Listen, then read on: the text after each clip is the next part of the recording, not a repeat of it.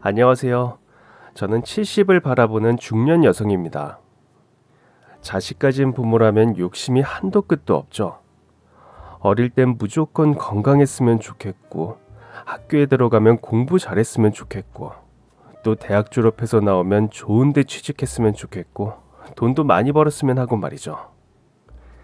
그런데 부모가 마지막으로 해결해야 될 문제가 있더라고요. 바로 자식의 결혼입니다. 공부야 과외시키고 학원 다니고 엄마가 옆에서 잔소리 좀 하면 어느 정도야 하겠지만 결혼은 부모가 어떻게 해줄 수 있는 게 아니더라고요. 제 아는 친구는 아들이 결혼을 했는데 그렇게 반대를 했답니다. 며느리가 너무 마음에 안 들어서 말이죠. 처음부터 며느리가 마음에 안 드니 손자를 낳아줘도 손자가 예뻐 보이지도 않고 그냥 아들 없다 셈치고 15년이 넘도록 아들 내외와 연락도 안 하고 산답니다. 그래서 전 그런 거를 보면서 역시 자식 이기는 부모 없다라는 이 말이 맞구나 싶더라고요. 저도 아들이 하나 있습니다. 한 번도 속속인 적 없고 똑똑하고 영특하다고 늘 칭찬받고 취업도 아주 좋은 데 들어가서 자기 앞길은 자기가 닦고 갈 수 있을 만큼 능력도 있는 아들이었죠. 엄마 눈엔 그런 아들이 최고로 보이고 아들이 부족한 부분이 있다 싶으면 옆에서 채워주는 게 부모 도리가 아닌가 생각하고 아들이 성인이 되어서도 늘 걱정하며 살았습니다. 그런데 이놈이 나이 40이 넘도록 결혼도 안 하고 그러고 있더라고요. 마음에 드는 여자도 없다. 좋은 집 여식들 다 붙여줘도 아예 고개 돌려버리니까 제가 아주 속이 문드러졌죠. 아니 아무리 내 자식이라 해도 저 나이가 되도록 여자 하나 못 사귀고 저렇게 노총각으로 늙어가는 꼴을 보니 저는 하루하루 한숨만 내쉬면서 살았습니다. 그런데 이놈이 결혼하고 싶다고 며느리감을 데리고 온 겁니다. 그것도 아주 어리고 예쁜 아이로요. 그런데 말이죠. 제가 아무리 오래 살고 아무리 세상 풍파 많이 겪어봤다 해도 자식 속은 정말 모르겠고 며느리 속은 더 정말 모르겠습니다. 이왕 며느리 본 거 그냥 품어주고 안아주지라는 말도 하실 분이 계실 테지만 제가 겪은 일을 들으신다면 저한테 오죽했으면 저랬을까란 측은지심이 드실 겁니다. 제가 왜 여기에 사연을 올렸냐면요. 며느리 봤다가 제가 아주 볼 꼴 못 볼 꼴 다 보고 우리 가족이 아주 만신창이가 돼버렸거든요. 남들은 아들 이혼시킨 노망난 할망구라고 손가락질하겠지만 제 얘기 들어보시면요. 이게 제가 손가락질을 받을 이야기가 아닙니다. 하도 억울하고 답답해서 어디에 이거를 풀까 생각하다가 이 사연 드라마의 제 이야기를 좀 풀어보려고 합니다. 며느리한테 제대로 뒤통수 맞은 제 이야기 한번 들어주시겠어요? 제 남편은 7대 독자였습니다. 옛날에 7대 독자하면 얼마나 귀하게 키웠겠습니까? 정말 시어머니와 시할머니는 남편을 따라다니면서 밥도 떠먹여주고 양말도 신겨주고 정말 남편은 손 하나 까딱하지 않아도 살 수 있을 정도로 완전히 왕자 대접을 받고 자랐습니다. 당연히 결혼해서도 마찬가지였고요. 시어머니는 이렇게 귀한 아들 같은 손자를 빨리 보고 싶은 마음에 매일매일 물 떠놓고 손자 태어나게 해달라고 그렇게 기도를 드렸습니다. 그런데 전 6년이 넘도록 임신도 못하고 그렇게 온갖 구박을 받으며 시집살이 하는 동안 시어머니 눈도 제대로 못 쳐다보고 살았습니다. 아이 못 낳는다는 이유로 얼마나 구박을 하는지 제 나이 70이 다 돼도 아직도 그게 잊혀지지가 않습니다. 뭐 잘한 게 있다고 지금 밥이 입에 쳐 들어가냐? 어머니 오셨어요? 넌 밥 먹을 자격도 없어. 아니 어떻게 우리 집에 시집 와가지고 우리 아들 7대 독자인 거 뻔히 알면서 6년 동안 소식이 없는 거야?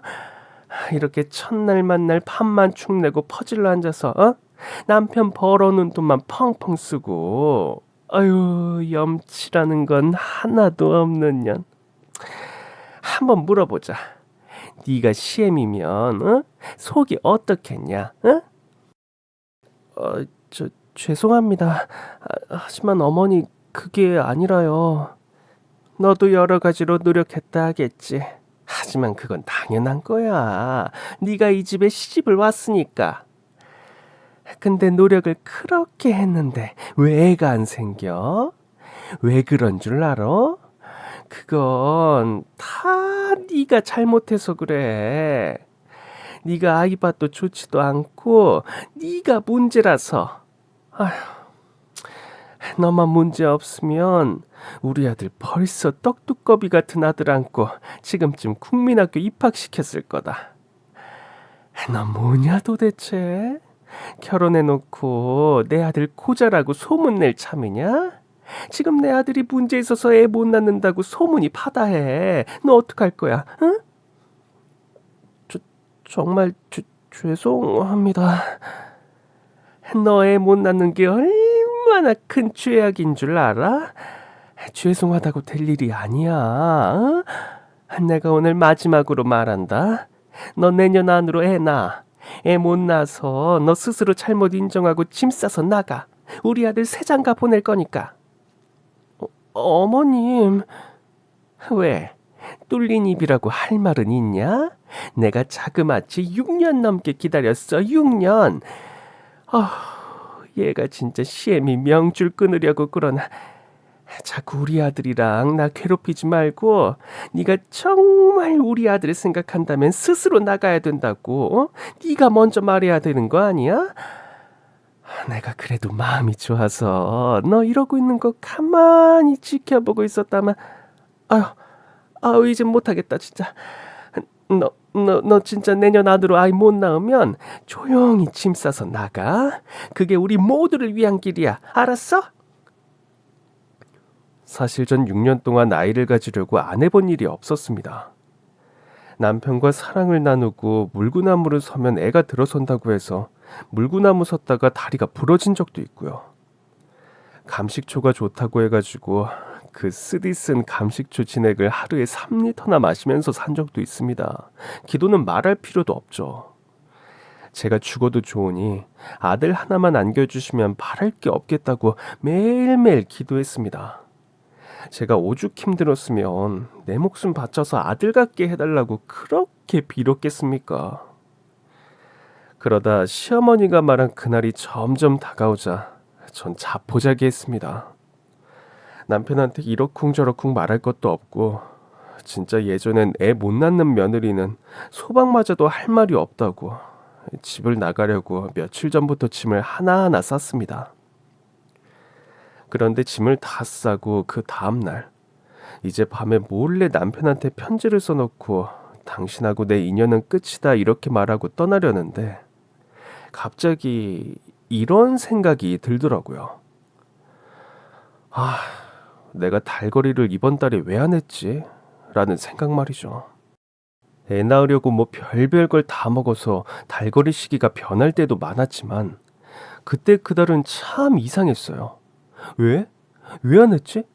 이게 머릿속을 떠나지를 않더라고요. 그래서 전 집을 나가려고 쌓아놓았던 보따리를 장롱 안쪽 구석에 몰아넣고 도 아니면 뭐라는 심정으로 일단 확인부터 동네 의원에 찾아갔죠. 아이고 또 오셨네. 이제 뭐 자꾸 검사 받아봐야 뭐 나아질 것도 없고 내가 해줄 수 있는 게 없어요. 자꾸 헛걸음하지 말고 이 마음 편하게 가는 게 그게 제일 좋고 좋은 거예요. 아니에요, 선생님. 제가 요번엔 진짜 이상해서 그래요. 달거리를 안 했어요. 달거리? 뭐 달거리는 한 달도 건너뛸 수 있고 2달도 건너뛸 수 있는 문제지. 이제 그걸로 애가 졌다고 하기엔 판단이 쉽지가 않아요. 특히 정혜옥 씨 같은 경우는 더 그렇고.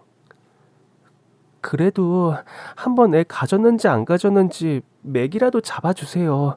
오늘 확인해야 돼요. 그래요. 그럽시다.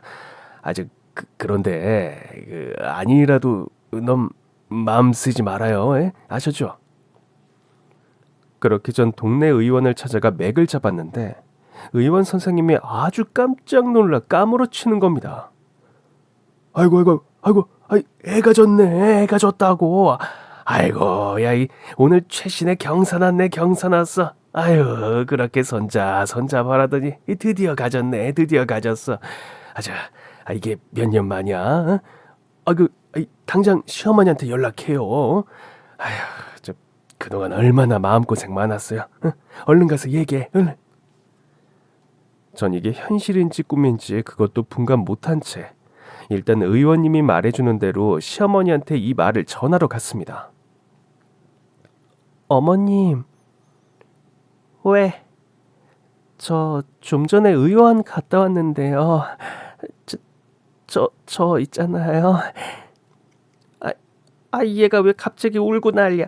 가뜩이나 꼴 보기 싫어 죽겠구만. 아유, 저 애가 졌대요. 뭐라고? 애가 졌다고요? 아이고 진짜야? 예, 달거리 안에서 혹시나 해서 가봤더니 맞더라고요. 아이고 삼신 할머니 고맙습니다. 시어머니도 울고 저도 울고 시집 와서 몇 년 만에 제가 시어머니를 안고 그렇게 서로를 위로하면서 울어본 적은 처음이었죠. 시어머니는 아들이라 확신했고 저 또한 아들이길 바랬습니다. 그런데 제가 그렇게 간절하게 빈 것이 하늘에 닿았는지 정말로 떡두꺼비 같은 아들을 낳았죠. 아들을 낳고 시어머니는 기분이 좋아서 동네 잔치를 열었습니다. 돼지와 소를 몇 마리나 잡고 온 동네 사람들한테 있는 거 없는 거 다 퍼주던 그날이 전 아직도 생생합니다. 손주를 이리저리 데리고 다니면서 내 손주 보라고 얼마나 자랑을 하고 다니시는지 전 그걸 보면서 우리 아들은 태어날 때부터 저렇게 사랑받고 평생토록 사랑받고 컸으면 좋겠다 싶은 심정으로 아들 하나는 한번 잘 키워보자는 생각으로 정말 최선을 다해 키웠습니다. 늦게 가진 귀한 아들이었고 아들도 부모 마음을 아는지 제가 얼마나 아들을 낳기까지 마음 졸이며 살았는지 알았나 보더라고요. 아들은 어려서부터 그렇게 영특했습니다. 엄마. 우리 아들 왔어? 엄마, 나 또 100점 맞았다? 어머, 정말? 응, 전교에서 나만 100점이야. 근데 난 이해가 안 돼. 공부가 하나도 어려운 게 아닌데 친구들은 왜 100점을 못 받지? 우리 아들은 똑똑하니까 하나도 안 어렵죠. 할머니 너무 좋아하시겠다. 얼른 가서 알려드려. 시어머니는 손주가 100점 맞은 시험지를 온 방에 도배를 할 정도로 손자가 공부 잘하는 걸 누구보다 자랑스러워하셨고 아이가 점점 커가는데도 정말 아기처럼 대하셨습니다.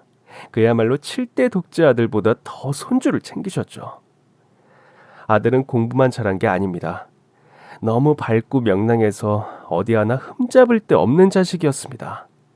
그러니 어머니가 사랑하지 않을 수가 없었죠. 그러다 보니 이런 생각이 들더라고요. 제가 애 못 낳고 있을 때 6년을 기다린 시어머니의 마음이 어땠을까? 조금은 이해가 가더라고요. 왜냐면 저렇게 잘난 자식 낳아놨는데 손주 보고 싶은 건 당연한 마음 아니겠어요. 시어머니는 우리 장군이가 뭘 할 때마다 온 동네 자랑을 하시는 게 낙이었고 장군이 보면서 오래 살아야겠다고 손주 며느리까지 보고 돌아가실 거라고 얘기를 하셨습니다. 그러다 아들이 대학에 들어갈 무렵 시어머니는 노환으로 결국 세상을 떠나셨죠.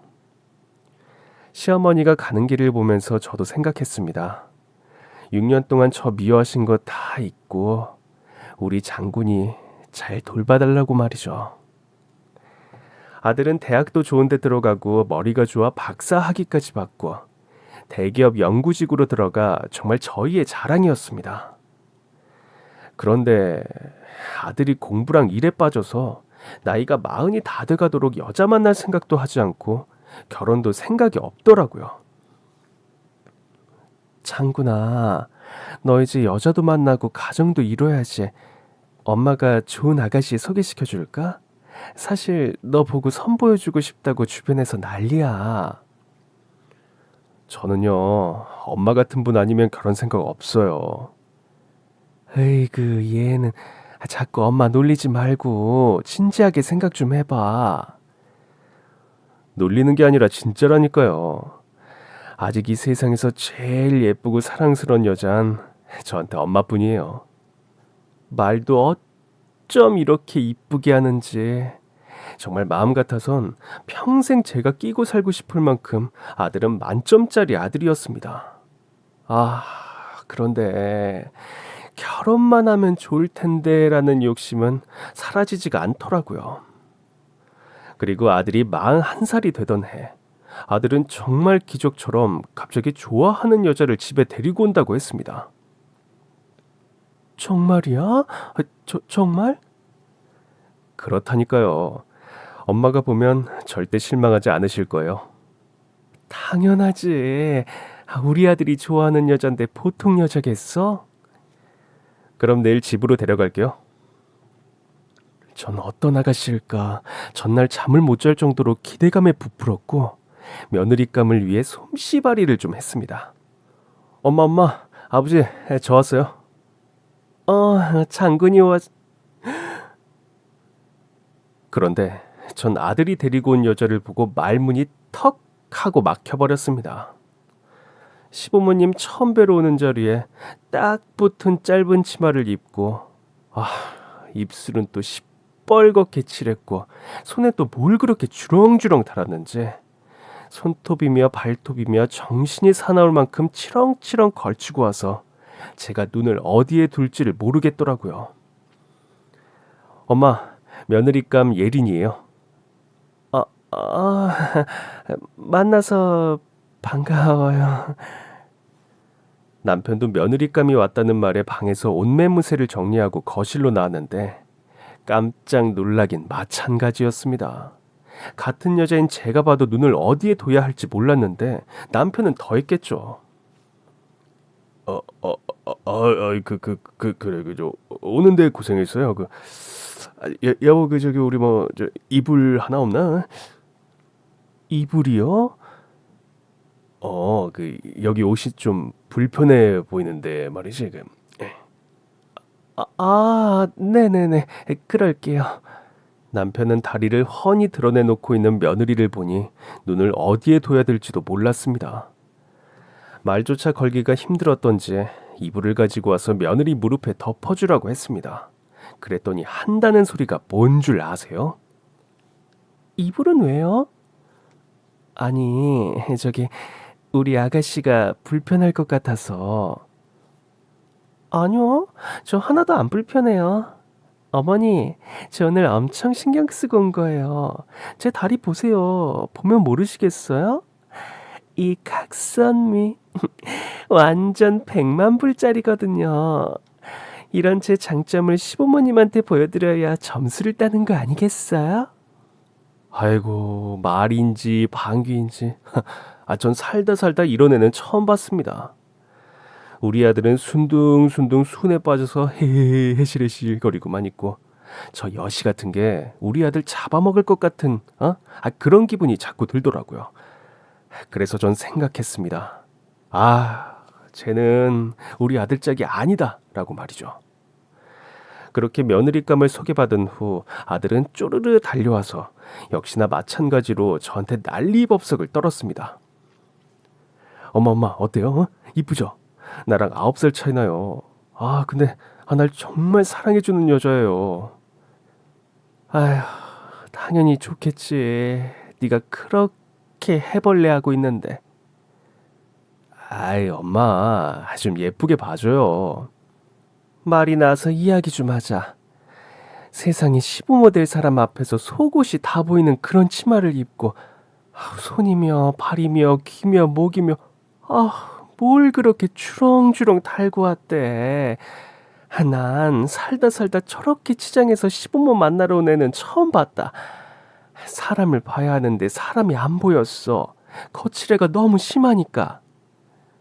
엄마, 오늘 엄마한테 잘 보이려고 그런 거잖아요. 저게 잘 보이는 거야? 지 좋은 대로 입고 온 거지. 엄마. 아이 몰라. 난 싫어. 걔 이상해. 엄마, 첫인상만 보고 판단하지 마세요.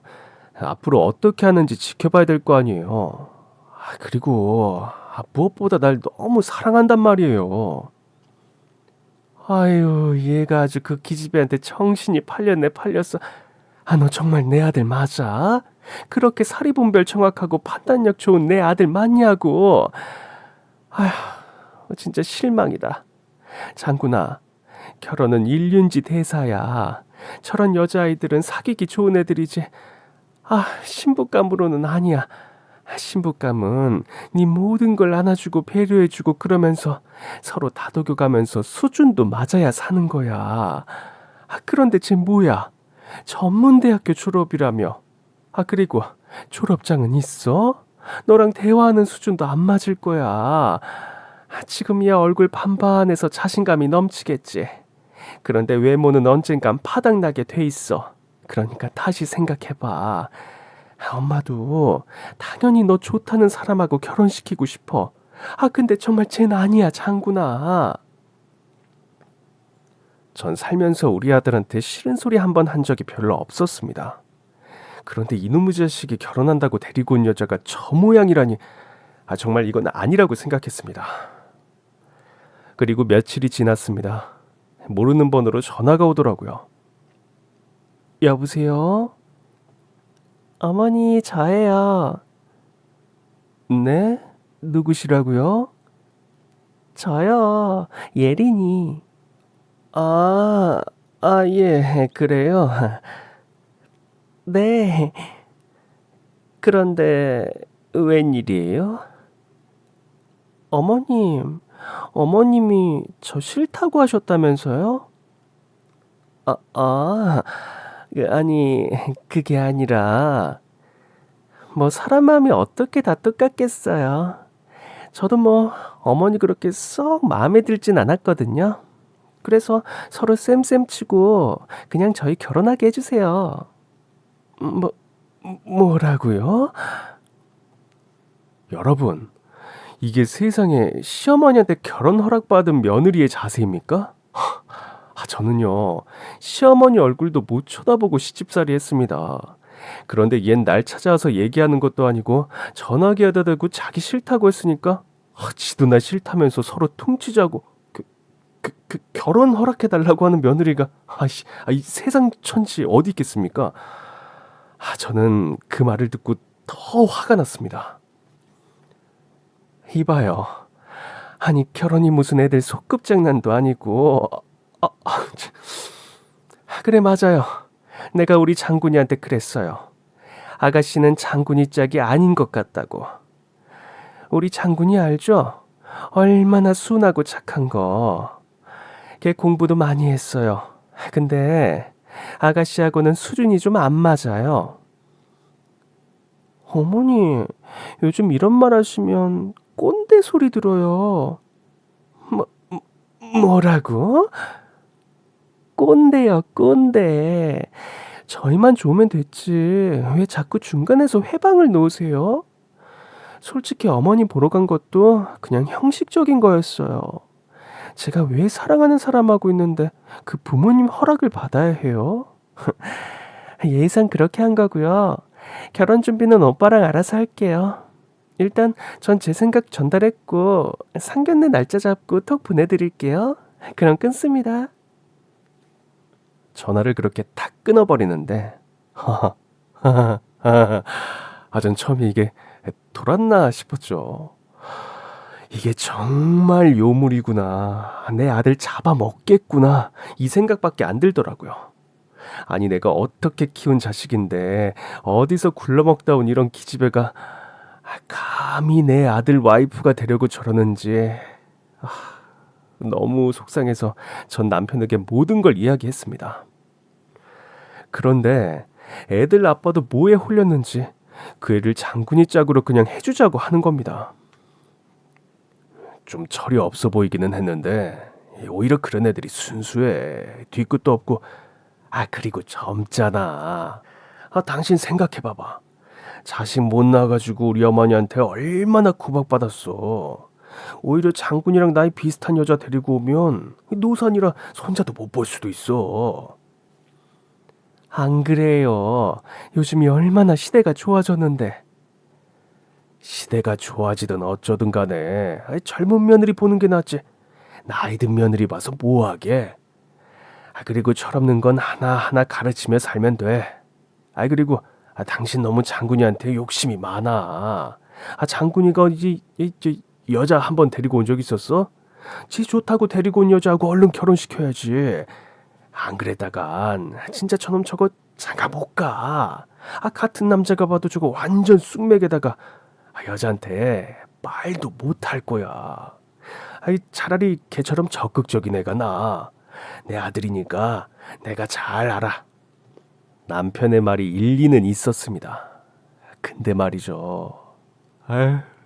난 저런 며느리 보는 게 너무너무 싫었습니다. 결국 제 편은 아무도 없었습니다. 문득 돌아가신 시어머니한테 하소연하고 싶더라니까요. 그래서 시어머니한테 마음속으로 얘기를 했어요. 어머니 귀한 손자가 지금 여시 같은 기집애한테 홀딱 빠져가지고 장가가게 생겼어요. 어머니, 하늘에 계시면요, 제발 좀 말려주세요. 지금 제 편이 아무도 없어요, 어머니. 하지만 결국 저는 제 편을 아무도 안 들어주고 쪽수에 못 이겨 결국 상견례를 하고야 말았습니다. 상견례를 앞두고 전 걱정부터 앞섰습니다. 그 부모의 그 자식이라고 부모는 또 얼마나 가건일지하고 말이죠. 하지만 남편은 예비 사돈을 만나 잘 이야기하면 오히려 잘 될 거라면서 절 자꾸 안심시키기 바빴습니다. 상견례 날 저희는 약속했던 장소에 도착했고 예비 사돈을 기다렸습니다. 그런데 그날도 그 애는 몸매가 다 드러나는 원피스를 입고 나타났습니다. 더 가관인 건 그 엄마도 그 애처럼 가슴이 훅 파인 원피스를 입고 나타나 저희를 깜짝 놀라게 했죠. 아이고, 안녕하십니까. 장군이 애비 되는 사람입니다. 어머나, 너무 핸섬하시다. 저 예린이 엄마예요. 상견례 자리에서 그 어려운 사돈한테 핸섬하시다니. 무슨 술집 여자도 아니고 말하는 거 하나하나 격이 떨어졌습니다. 어머니, 오늘 여기 엄청 핫하고 비싼 곳인 거 아시죠? 1인당 15만 원 코스로 예약했으니 우리 맛있게 먹어요. 뭐? 1인당 15만 원? 네, 우리 사이가 예린이 말이라면 완전히 껌뻑 죽어요. 제가 여기 너무 오고 싶다고 했더니 여길 예약해 주더라고요. 전 너무 어이가 없어서 아들을 째려봤습니다. 아들도 제 눈을 보더니 찔리는 게 있어서 그런지 고개를 돌리더라고요. 아니, 그냥 밥 한 끼 먹는데 1인당 15만 원이라니. 밥만 그런 줄 알았는데 사돈의 이야기를 들으면 들을수록 이건 뭐 허영심이 가득 차 못해 철철 흘렀습니다. 아파트는 아담하게 40평대가 좋을 것 같아요. 그리고 결혼식은 호텔로 하고 우리 예린이 예물은 다이아 한 세트랑 외출용 주얼리 그리고 평상시 하고 다닐 주얼리 세트로 해서 여기 적힌 거 보이시죠? 여기 가서 하면 될 것 같아요. 아니 이게 샤넬, 까르띠, 루이비통 이거 다 명품 아닌가요? 네, 저 그래도 오빠 생각해서 많이 줄인 거예요. 너무 적은가요? 아니, 아무리 그래도 그렇지 예물이 너무 과한 것 같은데. 솔직히 우리 예린이가 9살이나 많은 노총각한테 시집 가고 싶다고 들었을 때 전 하늘이 무너지는 줄 알았어요. 왜 우리 예린이가 그런 노총각한테 시집을 가야 하나라고 말이죠. 그런데 우리 사이가 물심양면 우리 모녀한테 잘하다 보니 제가 마음이 좀 움직였어요. 또 결혼하면 우리 예린이가 좋아하는 브랜드로 예물을 다 해준다고 하니 안심이 좀 되더라고요. 사돈은 어떻게 생각하실지 모르겠지만 전 우리 예린이가 이 정도는 받아야 된다고 생각해요. 전 정말 화가 나서 죽을 지경이었습니다. 아들 키워놨더니 남의 집에 완전 팔려가는 느낌이었죠. 그래서 저도 사돈한테 한마디 했습니다. 그러면 우리 장군이는 뭐 해주실 건가요? 뭐라고요? 우리 장군이 박사학위에 지금 대기업 연구원이에요. 따님이랑 수준 차이가 하늘과 땅이라고요. 내 친구들 보니까 다들 박사 사위 얻으면 열쇠 몇 개는 준다던데 사돈도 그런 준비가 돼 있으신 모양이네요. 지금 똥인지 된장인지 구분이 안 가는 모양인데 노총각 딱지 우리 귀하고 예쁜 딸이 떼어준다는데 지금 무슨 심보예요? 엎드려 절을 해도 시원치 않을 판에. 참나. 뭐라고요? 자, 여기 아까 준 리스트랑 나머지 것들이에요. 이거 다 안 해주면 우리 딸 시집 안 보낼 거예요. 그러니까 알아서 하세요. 정말 웃기는 여편네였습니다. 완전히 딸 앞세워서 한몫 챙기겠다는 심산이었죠. 전 이렇게 사치가 심하고 허영심이 가득한 며느리를 배필로 삼는 게 도무지 용납이 안 됐습니다. 그래서 전 본격적으로 반대를 하기 시작했죠. 너 엄마 죽는 꼴 안 보고 싶으면 걔랑 살아. 난 그 기집애랑 그 기집애 엄마랑 엮이는 거 절대 안 해. 아니, 못해. 엄마, 저 예린이 없으면 저도 죽어요. 예린이가 얼마나 사랑스럽고 예쁜지 아세요? 결혼하면 누구나 여자들은 그런 로망이 있잖아요. 결혼할 때만 그렇지 시간이 지나면 이런 무리한 요구는 안 할 거예요. 그리고 솔직히 무리한 요구도 아니죠. 저처럼 나이 많은 사람과 결혼해 준다는 게 그게 어디예요? 얘는 못하는 소리가 없어. 야, 내가 이러려고 널 낳고 키웠니? 응? 그딴 기집애한테 장가 보내려고 내가 널 키웠냐고. 제가 뭐 그렇게 잘난 것도 없잖아요. 예린이가 잘 받아준 게 전 감사할 따름이에요. 너 미쳤어? 얘가 진짜 정신이 나갔나? 얼마나 자신감 있고 똑똑하던 내가 그 기집애 만나고 완전 바보 천치가 됐네. 너 박사 맞아? 너 내 아들 맞아? 엄마, 자꾸 이런 식으로 나오시면 그냥 제가 제 돈으로 이 결혼 진행할 거예요. 그렇게 아세요. 정말 하늘이 무너질 것 같았습니다. 아들의 고집은 절대 꺾이지 않았고 결국 전 그 기집애를 며느리로 받아들일 수밖에 없었습니다. 며느리랑 사돈이 원하는 대로 정말 억대 혼수도 해주고 호텔 결혼식까지 하게 했습니다. 그런데 우리 아들은 지 장모한테 뭐 받은 줄 아세요? 아주 가느다란 실반지 하나 받은 게 전부입니다. 자기들은 돈이 없으니 이것밖에 못 해준다고 하더라고요. 이거 완전 도둑놈 심보 아닙니까? 그래도 내 며느리라는 생각으로 전 일찍 결혼식장으로 가서 며느리가 웨딩드레스를 입은 모습을 보러 갔습니다. 어머니, 저 예뻐요? 드레스 괜찮죠? 요즘은 이렇게 가슴이 도드라지게 보이는 게 유행이래요. 어때요? 섹시하죠? 아휴, 너무 야한 거 아니니? 너. 어머니 아들이 이렇게 섹시한 신부를 얻었다는 걸 오늘 보여줘야 한다고요. 그래야 어머니도 면이 서죠. 면이 서는 일인지 망신을 당할 일인지 난 모르겠다. 저런 드레스 입을 바에 아예 홀라당 벗고 결혼식을 하지, 이런 생각까지 들었습니다. 더 웃긴 건 하객들이 하나 둘 오고 있는데 사돈댁 하객들은 전혀 없었습니다. 전 이게 무슨 일인가 했죠. 장군아, 쟨 친척도 없니? 친구도 없어? 모르겠어요. 아이, 곧 오시지 않을까요? 전 너무 이상해서 사돈에게 물어봤습니다. 사돈, 하객이 얼마나 오시는지 알아야 해서요.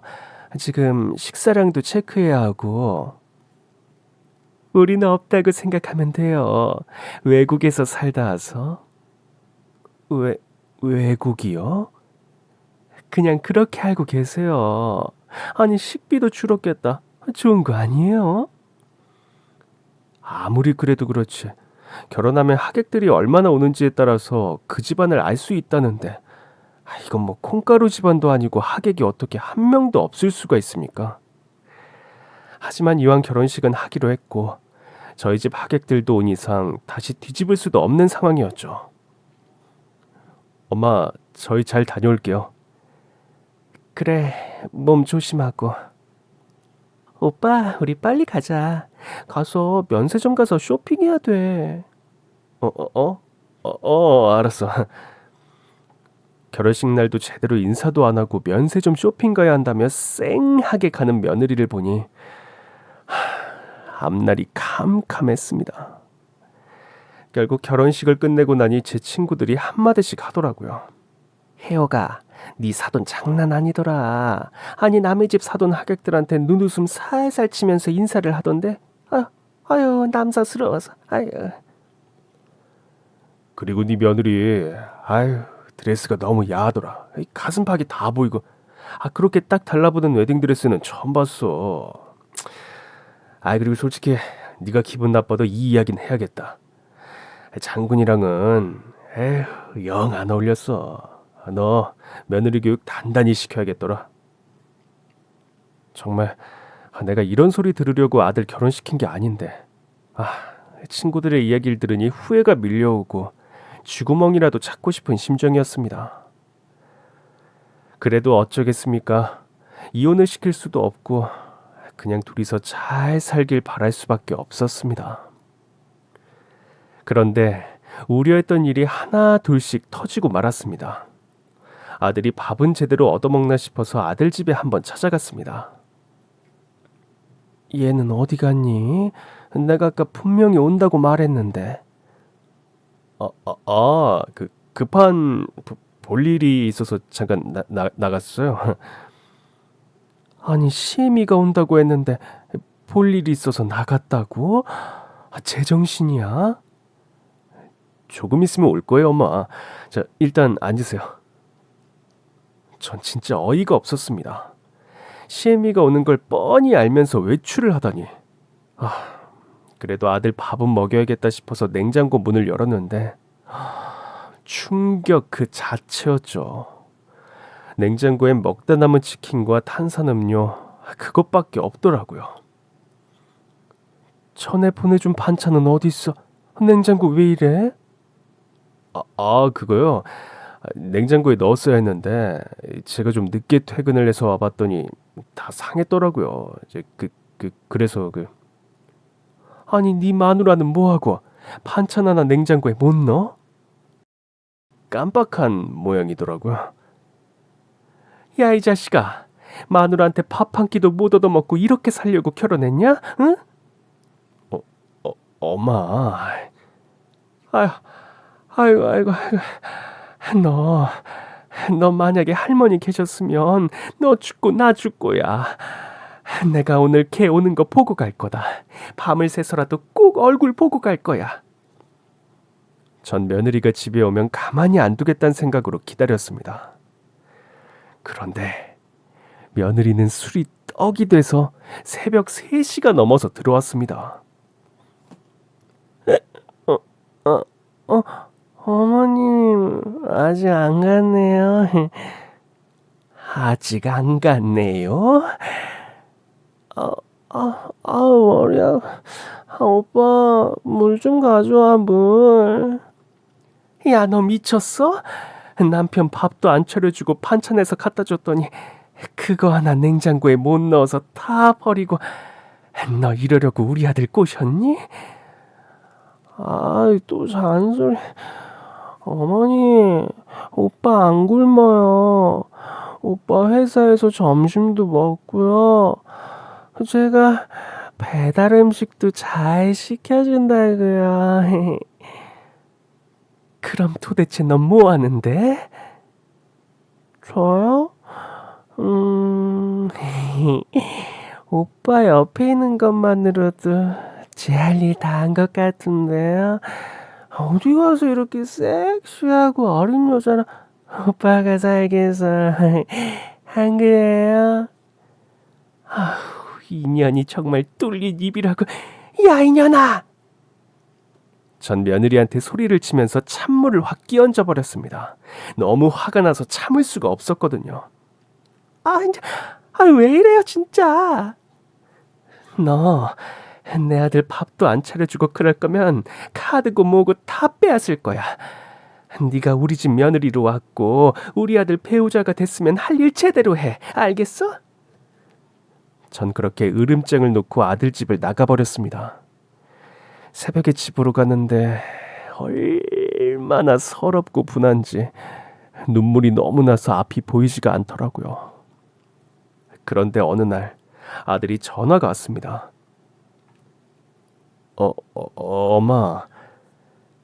그래, 밥은 먹었어요. 엄마는요? 엄마도 먹었지. 네 마누라 이제 정신 좀 차렸니? 엄마, 우리 2박 3일 정도 둘이서 여행 가실래요? 너랑 나랑 둘이서? 네, 그냥 좀 쉬고 싶어서요. 엄마랑 단둘이 여행도 가고 싶고요. 전 아들의 그 말에 더 이상 이것저것 물을 수가 없었습니다. 분명히 아들도 이 결혼이 잘못됐다는 걸 느끼고 제게 이야기를 한 거라고 생각했거든요. 아들과 전 제주도로 여행을 갔고 서로 말을 꺼내고 싶었지만 차마 할 수가 없었습니다. 무슨 이야기를 할지 뻔히 알았기 때문이었죠. 전 아들과 함께 제주도 밤바다를 보면서 오랜만에 팔짱을 끼고 산책을 했습니다. 그러다가 아들이 먼저 제게 말을 하더라고요. 엄마, 저 이혼해야 할 것 같아요. 뭐? 그 여자 도저히 감당이 안 돼요. 매일 술에 나이트에 지난달 카드값만 1,500만 원이 나왔어요. 외출할 때마다 옷 사고 백 사고 정말 집에서 저랑 자지도 않고요. 매일 외박이에요. 뭘 하고 돌아다니는지 진짜. 엄마 죄송해요. 그때 엄마 말 들을 거 너무 죄송해요. 엄마 마음만 다치게 해서 진짜 죄송해요. 엄마 저 진짜 죽을 것 같아요. 아들이 이렇게 서럽게 우는데 전 피눈물이 날 것 같았습니다. 내 착한 아들을 이렇게 이용해 먹고 상처 준 그 못된 년을 정말 가만히 둘 수가 없었습니다. 하지만 일단 아들의 다친 마음을 제가 어루만져 줘야겠다는 마음으로 전 아들만 생각했습니다. 누구나 살다 보면 실수는 하게 돼 있어. 지나간 일은 잊자.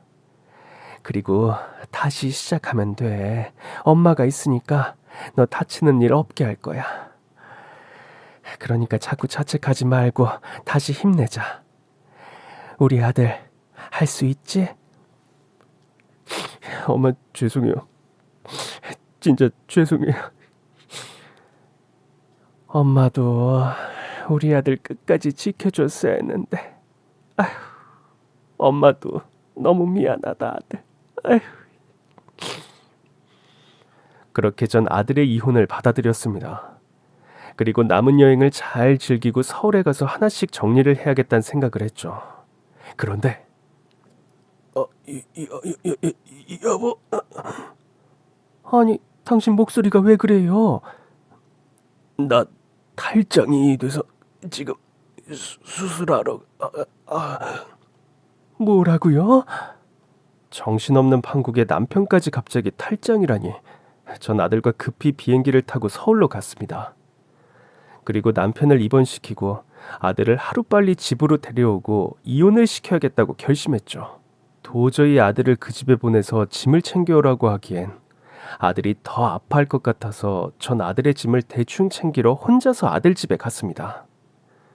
비밀번호로 문을 열고 집으로 가니 현관에 그 못된 년 신발과 함께 웬 남자 신발이 놓여 있었습니다. 전 아들 신발인가 싶어서 처음에 신경을 안 쓰려고 했는데 아무리 봐도 우리 아들 스타일의 신발이 아닌 것 같아서 좀 불길한 생각이 들었죠. 거실로 들어가니 세상에 식탁엔 대게와 와인병이 있었고 며느리가 속옷 하나 안 걸치고 나치로 서서 물을 벌컥벌컥 먹고 있는 겁니다.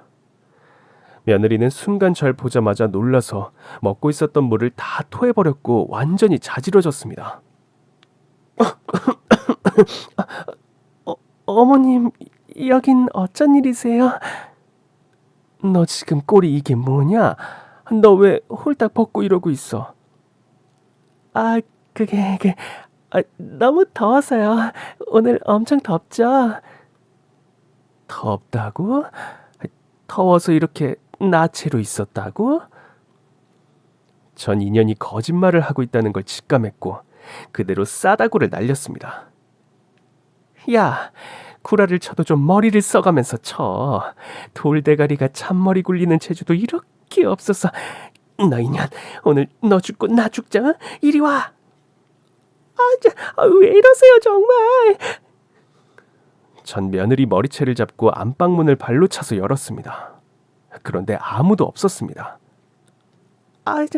보셨죠? 지금 무슨 상상하시는 거예요?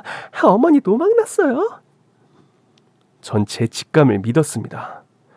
분명히 내가 사준 침대에서 인연이 딴 놈이랑 놀아난 걸 전 확신했죠. 그리고 전 온 신경을 다 동원해서 이 방에 숨어있는 놈을 찾아내리라 마음먹었습니다.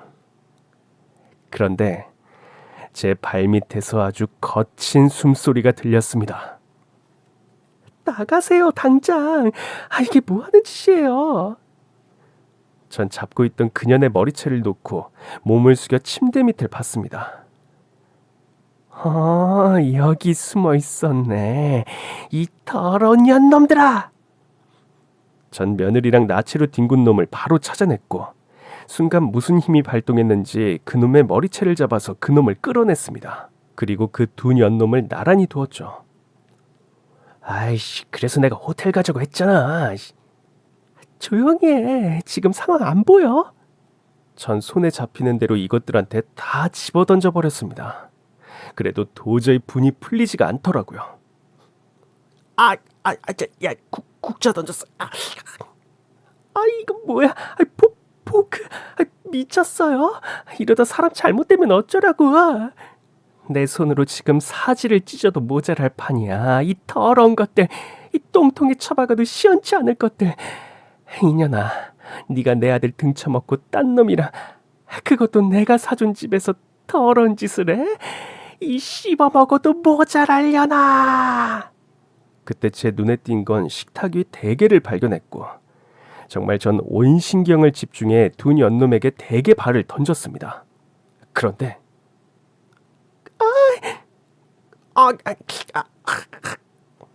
대게 발은 며느리 이마에 하나 꽂혀 그년 이마에 피를 흘리게 했고 정말 속이 후련했던 건 제가 던진 대게 발 하나가 그 상간남 거기에 꽂혀 완전히 기절을 시키고 만 겁니다. 오빠 어떡해. 거기에 꽂혔어. 어떡해. 빨리 병원. 알았다고. 대게발이 거기에 꽂힌 그놈은 얼굴이 하얗게 질리고 정신을 못 차렸습니다.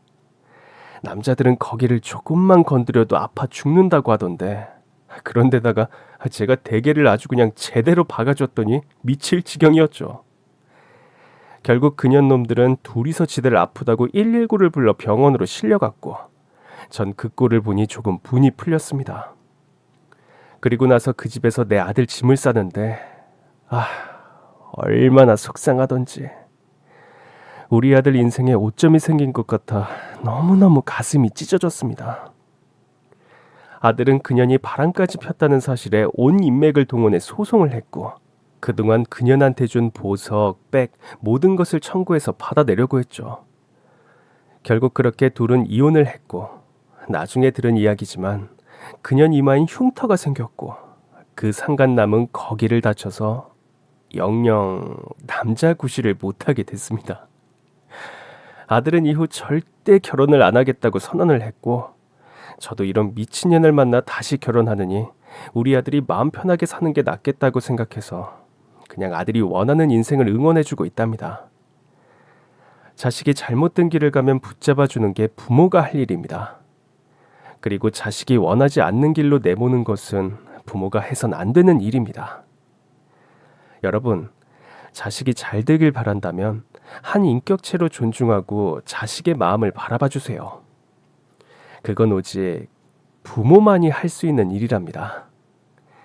그럼 지금까지 제 긴 사연 들어주셔서 정말 감사합니다.